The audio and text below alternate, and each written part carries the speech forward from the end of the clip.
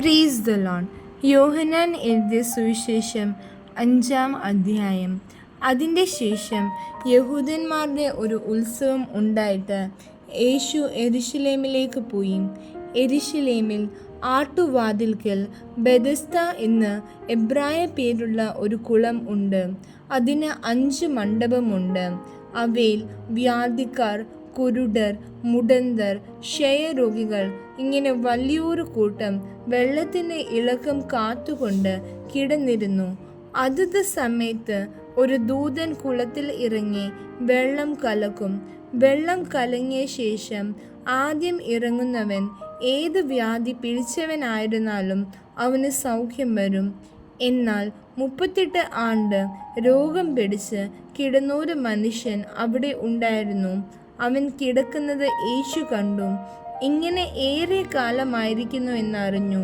നിനക്ക് സൗഖ്യമാകുവാൻ മനസ്സുണ്ടോ എന്ന് അവനോട് ചോദിച്ചു. രോഗി അവനോട്, യജമാനനെ, വെള്ളം കലങ്ങുമ്പോൾ എന്നെ കുളത്തിലാക്കുവാൻ എനിക്ക് ആരുമില്ല.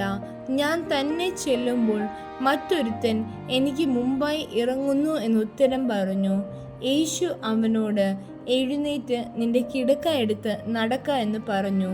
ഉടനെ ആ മനുഷ്യൻ സൗഖ്യമായി കിടക്ക എടുത്തു നടന്നു. എന്നാൽ അന്ന് ശബ്ബത്തായിരുന്നു. ആകയാൽ യഹൂദന്മാർ സൗഖ്യം പ്രാപിച്ചവനോട്, ഇന്ന് ശബ്ബത്താകുന്നു, കിടക്ക എടുക്കുന്നത് വിഹിതമല്ല എന്ന് പറഞ്ഞു. അവൻ അവരോട്, എന്നെ സൗഖ്യമാക്കിയവൻ കിടക്ക എടുത്ത് നടക്ക എന്ന് എന്നോട് പറഞ്ഞു ഉത്തരം പറഞ്ഞു.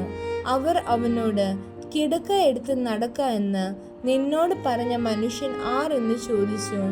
എന്നാൽ അവിടെ പുരുഷാരം ഉണ്ടായിരിക്കാൻ യേശു മാറിക്കളഞ്ഞതുകൊണ്ട് അവൻ ആരെന്ന് സൗഖ്യം പ്രാപിച്ചവൻ അറിഞ്ഞില്ല.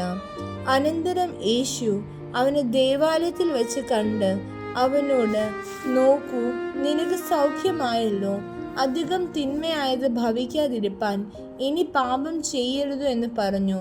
ആ മനുഷ്യൻ പോയി തന്നെ സൗഖ്യമാക്കിയത് യേശു എന്ന് യഹൂദന്മാരോട് അറിയിച്ചു. യേശു ശബ്ബത്തിൽ അത് ചെയ്യുക കൊണ്ട് യഹൂദന്മാർ അവനെ ഉപദ്രവിച്ചു. യേശു അവരോട്, എൻ്റെ പിതാവ് ഇന്നുവരെയും പ്രവർത്തിക്കുന്നു, ഞാനും പ്രവർത്തിക്കുന്നു എന്നുത്തരം പറഞ്ഞു. അങ്ങനെ അവൻ ശബ്ബത്തിനെ ലംഘിച്ചത് കൊണ്ട് മാത്രമല്ല, ദൈവം സ്വന്തം പിതാവെന്ന് തന്നെ താൻ ദൈവത്തോട് സമമാക്കിയത് കൊണ്ടും യഹൂദന്മാർ അവനെ കൊല്ലുവാൻ അധികമായി ശ്രമിച്ചു പോന്നു. ആകയാൽ യേശു അവരോട് ഉത്തരം പറഞ്ഞത്, ആമേൻ ആമേൻ ഞാൻ നിങ്ങളോട് പറയുന്നു, പിതാവ് ചെയ്ത് കാണുന്നത് അല്ലാതെ പുത്രന് സ്വതേ ഒന്നും ചെയ്യുവാൻ കഴിയുകയില്ല. അവൻ ചെയ്യുന്നത് എല്ലാം പുത്രനും അവണ്ണം തന്നെ ചെയ്യുന്നു. പിതാവ് പുത്രനെ സ്നേഹിക്കുകയും താൻ ചെയ്യുന്നതൊക്കെയും അവന് കാണിച്ചു കൊടുക്കുകയും ചെയ്യുന്നു. നിങ്ങൾ ആശ്ചര്യപ്പെടുമാറ് ഇവയിൽ വലിയ പ്രവൃത്തികളും അവന് കാണിച്ചു കൊടുക്കും. പിതാവ് മരിച്ചവരെ ഉണർത്തി ജീവിപ്പിക്കുന്നത് പോലെ പുത്രനും താൻ ഇച്ഛിക്കുന്നവരെ ജീവിപ്പിക്കുന്നു. എല്ലാവരും പിതാവിനെ ബഹുമാനിക്കുന്നത് പോലെ പുത്രനെ ബഹുമാനിക്കേണ്ടതിന് പിതാവ് ആരെയും ന്യായവിധിക്കാതെ ന്യായവിധി എല്ലാം പുത്രന് കൊടുത്തിരിക്കുന്നു. പുത്രനെ ബഹുമാനിക്കാത്തവൻ അവനെ അയച്ച പിതാവിനെയും ബഹുമാനിക്കുന്നില്ല. ആമേൻ ആമേൻ ഞാൻ നിങ്ങളോട് പറയുന്നു, എൻ്റെ വചനം കേട്ട് എന്നെ അയച്ചവനെ വിശ്വസിക്കുന്നവന് നിത്യജീവനുണ്ട്. അവൻ ന്യായവിധിയിൽ ആകാതെ മരണത്തിൽ നിന്ന് ജീവനിലേക്ക് കടന്നിരിക്കുന്നു. ആമേൻ ആമേൻ ഞാൻ നിങ്ങളോട് പറയുന്നു, മരിച്ചവർ ദൈവപുത്രൻ്റെ ശബ്ദം കേൾക്കുകയും കേൾക്കുന്നവർ ജീവിക്കുകയും ചെയ്യുന്ന നാഴിക വരുന്നു, ഇപ്പോൾ വന്നുമിരിക്കുന്നു. പിതാവിന് തന്നിൽ തന്നെ ജീവൻ ഉള്ളതുപോലെ അവൻ പുത്രനും തന്നിൽ തന്നെ ജീവനുള്ളവൻ ആകുമാറ് വരം നൽകിയിരിക്കുന്നു. അവൻ മനുഷ്യപുത്രൻ ആകിയാൽ ന്യായവിധി നടത്തുവാൻ അവന് അധികാരവും നൽകിയിരിക്കുന്നു. ഇതിങ്ങൾ ആശ്ചര്യപ്പെടരുത്.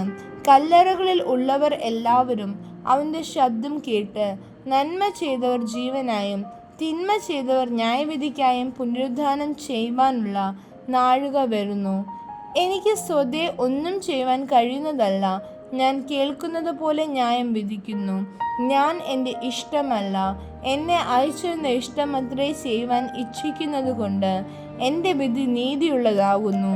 ഞാൻ എന്നെക്കുറിച്ച് തന്നെ സാക്ഷ്യം പറഞ്ഞാൽ എൻ്റെ സാക്ഷ്യം സത്യമല്ല. എന്നെക്കുറിച്ച് സാക്ഷ്യം പറയുന്നത് മറ്റൊരുത്തൻ ആകുന്നു. അവൻ എന്നെക്കുറിച്ച് പറയുന്ന സാക്ഷ്യം സത്യമെന്ന് ഞാൻ അറിയുന്നു. നിങ്ങൾ യോഹന്നാന്റെ അടുക്കൽ ആളയച്ചു. അവൻ സത്യത്തിന് സാക്ഷ്യം പറഞ്ഞിരിക്കുന്നു.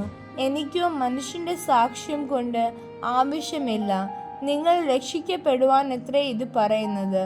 അവൻ ജ്വലിച്ച് പ്രകാശിക്കുന്ന വിളക്കായിരുന്നു. നിങ്ങൾ അല്പസമയത്തേക്ക് അവൻ്റെ വെളിച്ചത്തിൽ ഉല്ലസിപ്പാൻ ഇച്ഛിച്ചു.